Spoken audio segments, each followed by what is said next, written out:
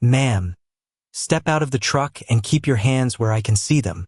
The command sliced through the midnight air so sharply that even the diesel engines idling across the rest stop seemed to quiet for a second. Danielle Brooks looked up from the paper-wrapped turkey sandwich in her hand and slowly lowered it onto the dashboard. Outside her windshield, red and blue lights washed over rows of parked semis, vending machines, and the cracked concrete lot of Pine Ridge Travel Plaza off Interstate 40.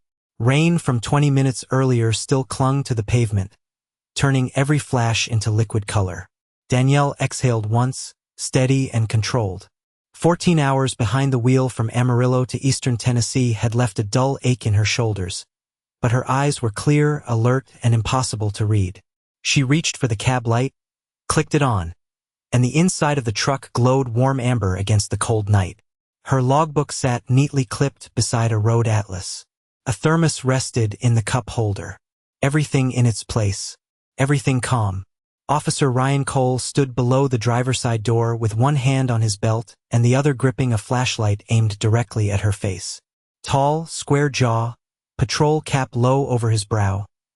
He carried himself like a man who expected obedience before words. Beside him, Officer Mark Jensen scanned the trailer with exaggerated suspicion, pacing slow circles as if he had already decided what kind of person owned this rig. "You deaf?" Cole called up. "I said step out." Danielle opened the door and climbed down carefully, steel-toe boots touching wet pavement with a soft thud. At 5'10", she met Cole nearly eye level, though he seemed irritated by that fact. Her reflective safety jacket was faded at the seams, her jeans dusted with road grit, her braided hair tucked under a dark cap with no logo. To the travelers watching from the gas pumps, she looked like what she was supposed to look like. A hard-working trucker finishing a long haul. Nothing more. License. Registration. CDL. Danielle handed them over without a word. Cole glanced at the cards, then back at her. "Long way from home, Ms. Brooks. Home moves when you drive for a living," she said quietly. Jensen laughed under his breath like that answer annoyed him for reasons he couldn't explain. A family near the snack machines slowed to watch. Two other drivers leaned against a Peterbilt across the lane, pretending not to stare. Public attention changed the energy. Cole straightened. "Mind telling us why a woman like you is hauling freight through this county after midnight?" Danielle's gaze shifted past him for only a fraction of a second toward the sealed trailer behind her. Then back. "Because that's when roads are open." Cole didn't smile. "Funny." He circled once around her truck, dragging his flashlight beam over tires, mud flaps, door handles, every ordinary thing he hoped would become suspicious under enough scrutiny. Danielle said nothing. She simply adjusted one glove and listened to the distant rumble of thunder rolling somewhere beyond the dark tree line. Inside her jacket sleeve, her wristwatch glowed faintly. 11:57 p.m. 3 minutes. Jensen tapped the trailer latch. "What's in there?" "Scheduled freight." "Open it." Danielle looked at him, then at Cole. Her voice stayed level, almost gentle. "Do you have a warrant, officer?" The rainwater dripping from the awning above them sounded suddenly louder than traffic. Cole's jaw tightened. Somewhere behind the clouds, another low growl of thunder moved closer. Danielle glanced once more at her watch, then slipped both hands into plain view at her sides. Calm. Waiting.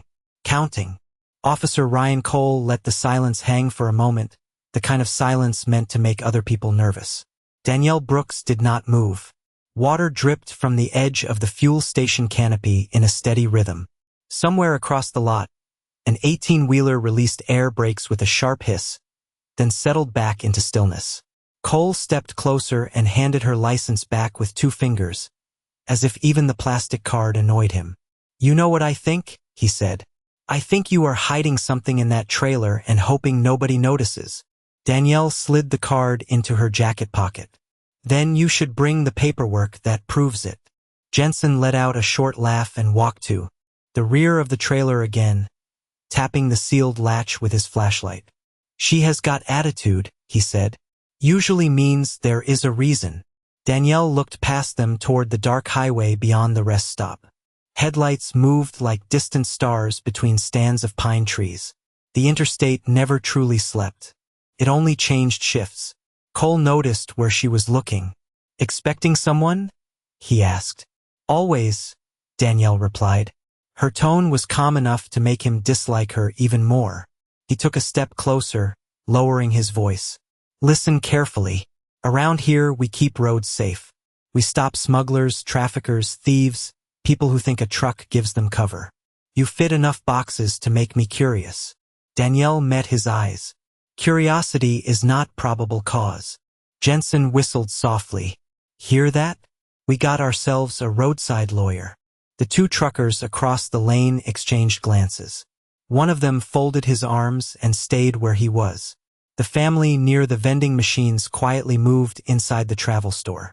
Even strangers could feel when something ordinary was turning into something else. Cole walked a slow circle around Danielle, boots splashing through shallow puddles. "You hauling electronics? Scheduled freight.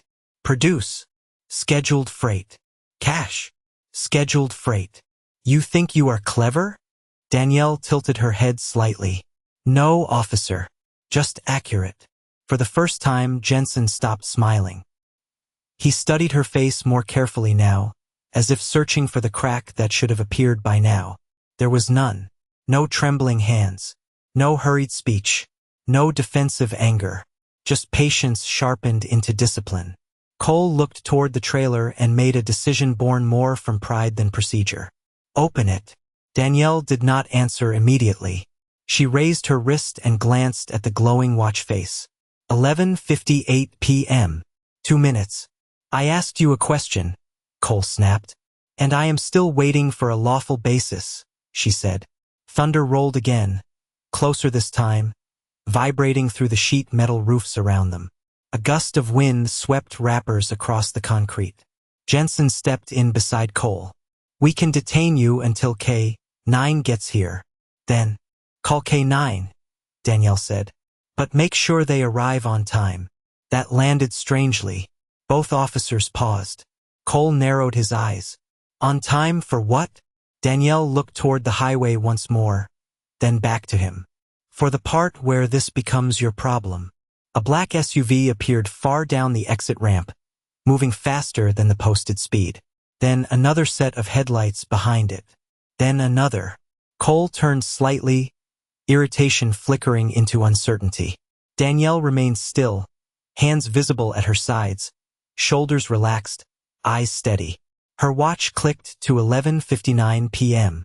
1 minute. The first black SUV entered the lot without sirens, tires whispering across wet concrete. Then a second followed close behind, then a third, all dark windows and government plates that reflected the fuel station lights in sharp white streaks. Officer Ryan Cole squared his shoulders as if posture alone could restore control. "Stay where you are," he said, though it was no longer clear who he was speaking to. Danielle Brooks did not move. Her eyes remained on the vehicles rolling past the gas pumps in a smooth line before stopping beside the trailer. Doors opened almost in unison. Men and women in windbreakers stepped out with quiet urgency, earpieces visible, badges clipped at their belts. No shouting, no wasted motion, the kind of discipline that made everyone else instinctively step back.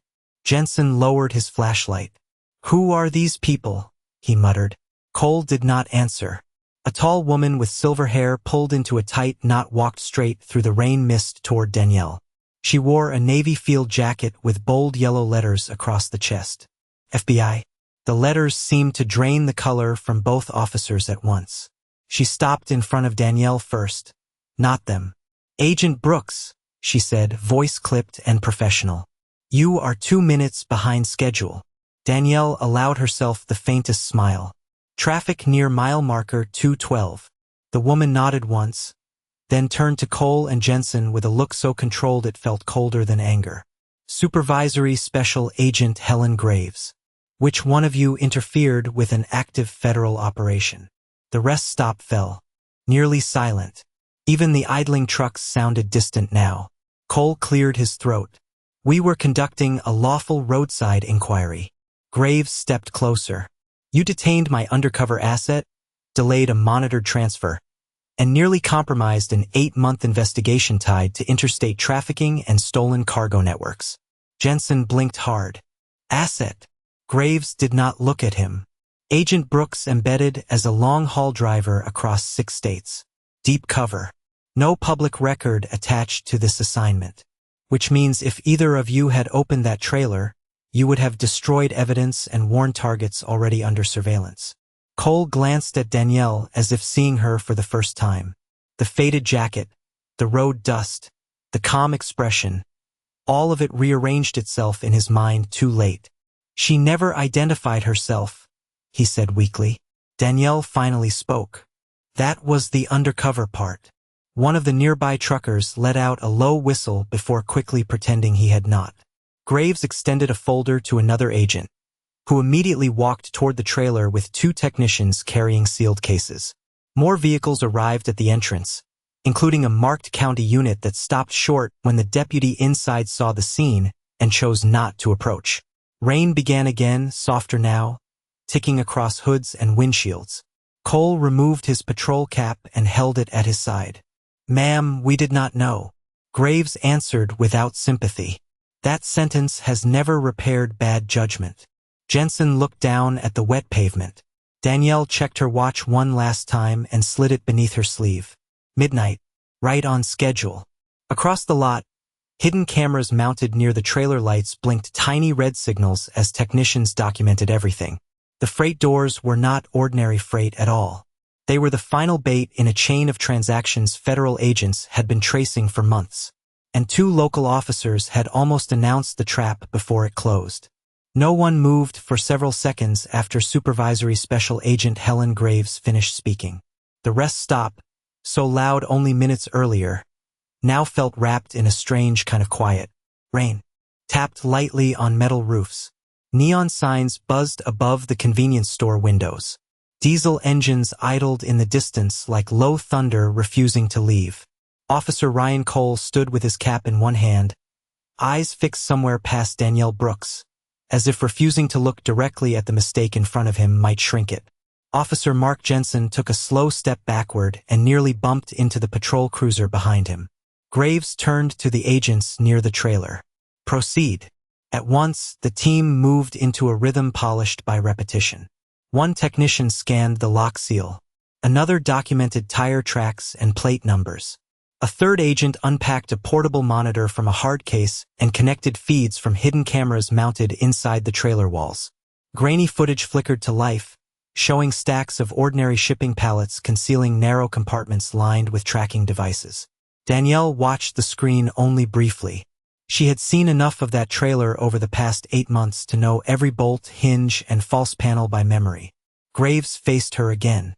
"Any contact from the buyers?" Danielle removed a prepaid phone from her pocket and handed it over. 3 missed calls in the last 20 minutes. They were expecting me at midnight sharp. Graves checked the screen and gave a short nod. "Good. Delay may have made them nervous, but not gone." She glanced toward Cole and Jensen. "Unlike some people." Cole swallowed. "Ma'am, we believed we were doing our job." Danielle finally turned toward him fully. There was no anger in her face, which somehow made the moment harder for him. "You were doing the version of your job that starts with assumptions," she said. "That version gets people hurt." Jensen opened his mouth, then closed it again. Across the lot, one of the truckers who had been watching removed his baseball cap and scratched his head slowly, still trying to process what he had seen. A cashier inside the travel store pressed close to the glass with 2 customers beside her.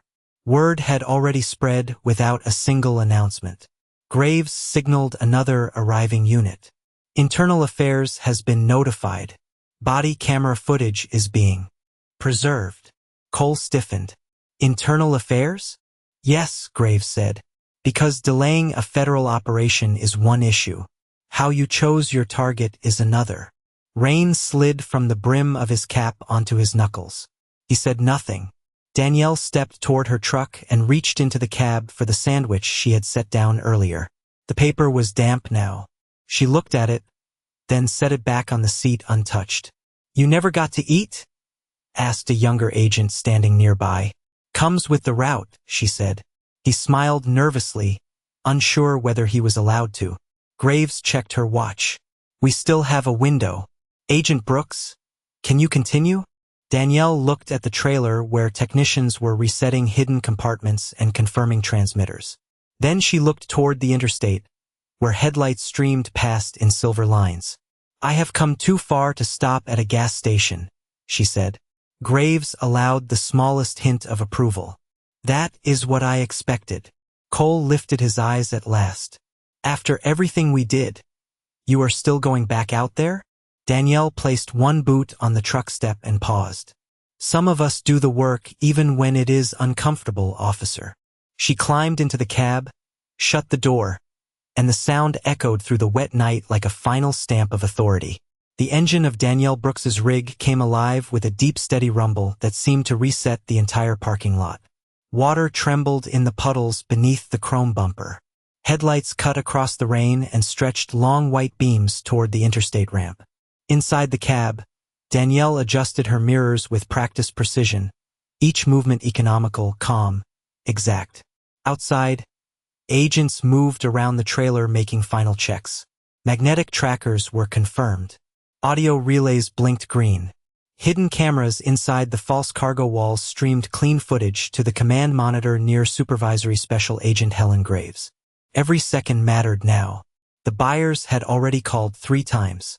A fourth missed call lit the prepaid phone in Graves' hand. She answered on speaker but said nothing. A male voice, rough and impatient, came through static. You late. Exit 12. Warehouse. 10 minutes or deal dies. Graves ended the call and looked toward Danielle's windshield. You heard him. Danielle nodded once through the glass. Graves stepped to the driver's side window as it lowered halfway. Rain speckled the frame. Exit 12. Abandoned farm supply warehouse. We stay dark until confirmation. Danielle rested one hand on the wheel. Any changes on the route? State unit already cleared the shoulder cameras. Local traffic diverted 2 miles south. You are clean. Danielle glanced beyond Graves toward Officer Ryan Cole and Officer Mark Jensen standing beside their cruiser under the harsh lot lights. Their uniforms looked smaller somehow, less certain than before. Keep them back, Danielle said quietly. Graves followed her gaze. Gladly. The window rose. Cole took 2 hesitant steps forward anyway. Ms. Brooks. Danielle did not open the window again. He stood there a moment, rain collecting on his shoulders, then spoke louder through the glass. Agent Brooks. She turned her head slightly but did not answer. I was wrong, he said. The words sounded heavy, unfamiliar. I made assumptions. I should not have. Danielle watched him through the streaked glass. For a second he seemed less like an officer and more like an ordinary man standing in weather he had not expected. She pressed the window switch down 2 inches. Then remember what it cost tonight, she said, and hope next time it is only time. The window rose again. Cole stepped back without another word. Jensen stared at the pavement, jaw tight, unable to meet anyone's eyes. Graves signaled with 2 fingers. Agents cleared the lane immediately. The black SUVs peeled away first, disappearing into the dark in separate directions. Danielle eased the truck forward, the long trailer following with deliberate grace. As she passed the convenience store, people inside stopped pretending not to watch. A cashier placed one hand over her mouth. A little boy near the soda machine pointed at the truck as if it were something from a movie. Danielle kept her eyes ahead. The ramp curved upward toward Interstate 40, slick and shining beneath overhead lamps. She merged into the stream of night traffic as if she had never stopped at all. 10 miles later, rain thinned to mist. Freightliners and tankers moved around her like slow steel rivers.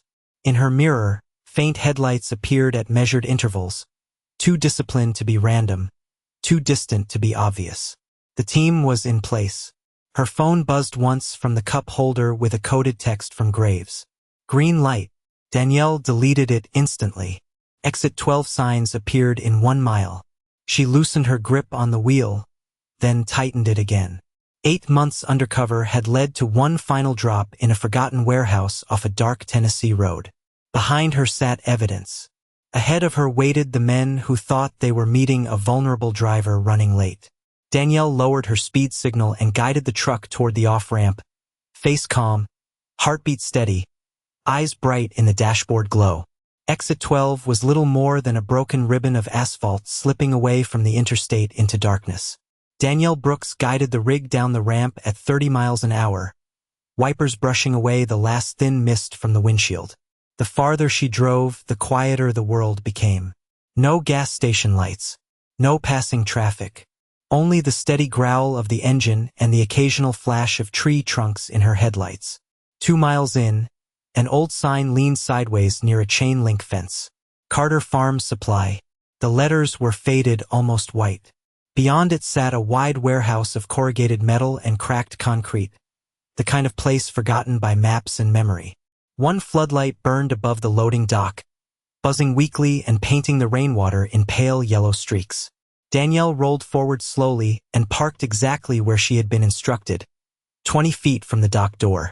She shifted into neutral and let the engine idle. Steam drifted from the hood into the cold air. Her breathing stayed even. Inside the cab, everything looked ordinary.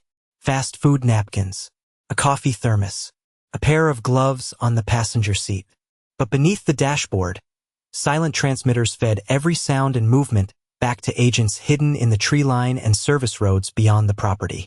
Danielle touched the microphone stitched inside her jacket collar once, the signal for position secured. Then she waited.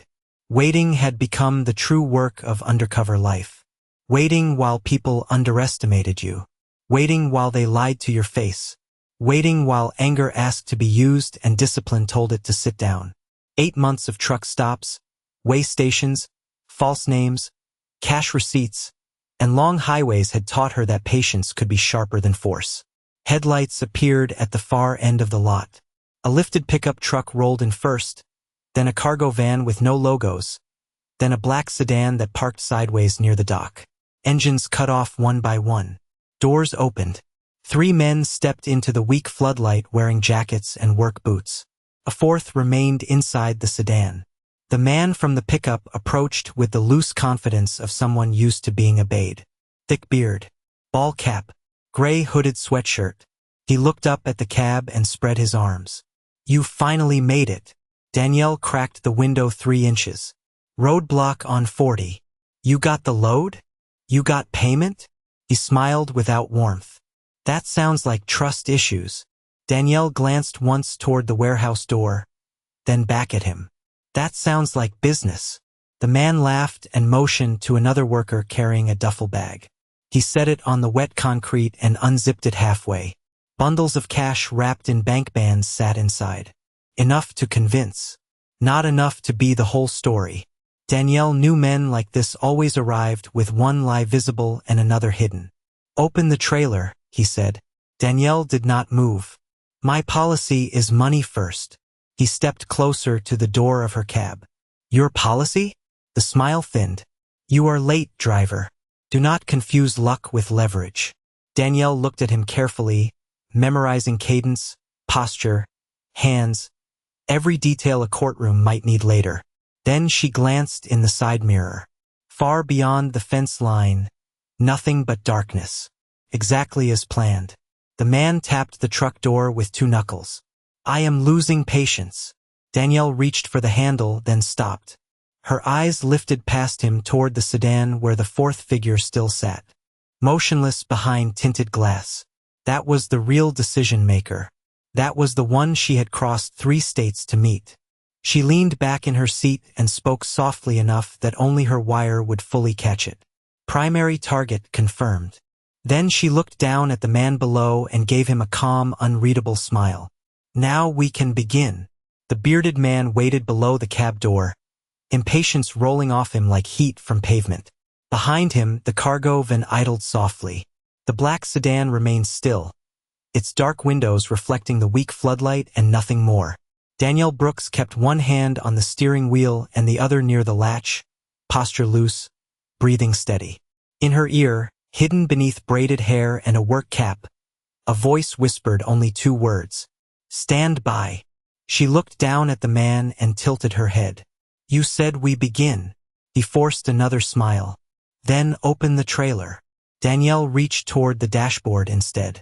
The man's expression changed first to confusion, then irritation, as she pressed a small switch hidden beside the climate controls.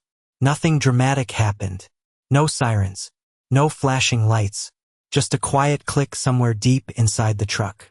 Then another. Across the warehouse yard, darkness woke up. White beams ignited from 3 sides at once, sweeping over the lot in sharp lines. Engines roared from behind stacked pallets, tree cover, and gravel access roads. Black SUVs surged forward in coordinated arcs, tires scattering water across the cracked concrete. The cargo van driver threw open his door, then froze when agents in tactical jackets surrounded the vehicle before he took 2 steps. The bearded man stumbled backward from the truck, eyes wide. "What is this?" Danielle opened her cab door and climbed down slowly, boots touching wet ground with practiced calm. "A delivery," she said. Federal agents moved with disciplined speed, voices firm, controlled, unmistakable. Hands visible. "Stay where you are. Step away from the vehicles." No chaos, no wasted movement, only the clean force of preparation meeting surprise. The warehouse dock door burst open and 2 more men inside stopped short under the sudden flood of light. They looked at one another, then at the agents already covering every exit. The black sedan remained shut for 1 long second more. Then the rear passenger door opened. A silver-haired man in an expensive overcoat stepped out carefully, one polished shoe touching the wet concrete like he still expected respect from the ground itself. He looked at Danielle first. Recognition flickered across his face. "You!" Danielle straightened, removing her cap at last. "Leonard Voss," she said evenly. "Interstate trafficking, stolen freight brokerage, conspiracy, money laundering. You took your time showing your face." His jaw tightened. "You were the driver. And you were careless." Supervisory Special Agent Helen Graves emerged from the nearest SUV holding a folder sealed in plastic against the mist. "Leonard Voss," she called, voice carrying across the lot. "Federal warrants have been issued in 3 states. We have recordings, transaction logs, route data, and visual confirmation from tonight's meeting." Voss glanced around the yard, measuring escape routes that no longer existed. Every angle held agents. Every gate was blocked. The bearded man looked from Voss to Danielle as if betrayal itself had taken human form. "You set us up," he said. Danielle met his stare without triumph. "You built the trap yourselves. I just drove it here." Graves gave a brief nod, and agents stepped in to take control of the scene. One technician opened the trailer, revealing false compartments lined with trackers and marked packages used to document the operation. Another photographed the duffel bag of cash still lying in the rain. Voss kept his eyes on Danielle. "Do you know how long it takes to build something this large?" Danielle answered quietly. "Longer than it takes to lose it." Behind them, thunder rolled far off beyond the hills, softer now, almost fading. The floodlights hummed over the yard. The interstate in the distance kept moving, indifferent and endless. Danielle slipped her cap back on, the same ordinary trucker once dismissed at a rest stop, now standing at the center of the night that had just closed around them. Rain eased into a thin silver mist by the time the warehouse yard was fully secured. The floodlights still burned across the cracked concrete, turning puddles into mirrors and shadows into hard edges. Federal agents moved through the scene with the quiet efficiency of people finishing a long job exactly as planned. Evidence bags were sealed. Vehicles were logged. Names were confirmed against warrants. Leonard Voss stood near the loading dock under watch, his expensive overcoat darkened by moisture, his posture no longer carrying the weight it had when he stepped from the sedan. The bearded man who had tried to pressure Danielle now sat on an overturned crate staring at the ground, replaying every careless word he had spoken to the woman he thought was beneath notice. Danielle Brooks leaned against the front fender of her truck for the first time all night and let herself breathe like an ordinary person. The adrenaline was fading now, leaving behind the familiar exhaustion that always followed deep cover work. 8 months of truck routes, coded calls, fake invoices, stale coffee, and sleeping with one eye open had ended in a yard no one would remember by sunrise. Supervisory Special Agent Helen Graves approached carrying a paper cup. "It is terrible coffee," she said. Danielle accepted it anyway. "Then it must be official." Graves almost smiled. "You did well." Danielle looked across the lot where technicians removed hidden cameras from the trailer walls. The team did well. The team did not live in a cab for 8 months. Graves studied her for a moment. "You could take leave after debrief." Danielle wrapped both hands around the warm cup. "I might take breakfast first." Graves nodded as if that answer made perfect sense. Headlights appeared at the entrance again, slower this time. A county patrol cruiser rolled into the yard and stopped near the gate. Officer Ryan Cole stepped out alone. He had removed his hat. No urgency now. No authority in his stride. Just a man walking across wet pavement toward a truth he could not outrun. Agents watched him approach but did not interfere. Graves looked to Danielle. "Your call." Danielle set the coffee on the fender and waited. Cole stopped several feet away, careful not to come closer than invited. The floodlight above them hummed softly. "Agent Brooks," he said. His voice was lower than before, stripped of performance. "I asked dispatch for permission to come here. I know I am the last person you want to see." Danielle said nothing. He nodded once, accepting the silence. "I reviewed my camera footage in the car before I came in. The things I said. The way I decided who you were before I knew anything." He looked down briefly. "There is no excuse for it." Rain tapped the hood between them. Somewhere inside the warehouse, a metal door shut with a hollow clang. Cole raised his eyes again.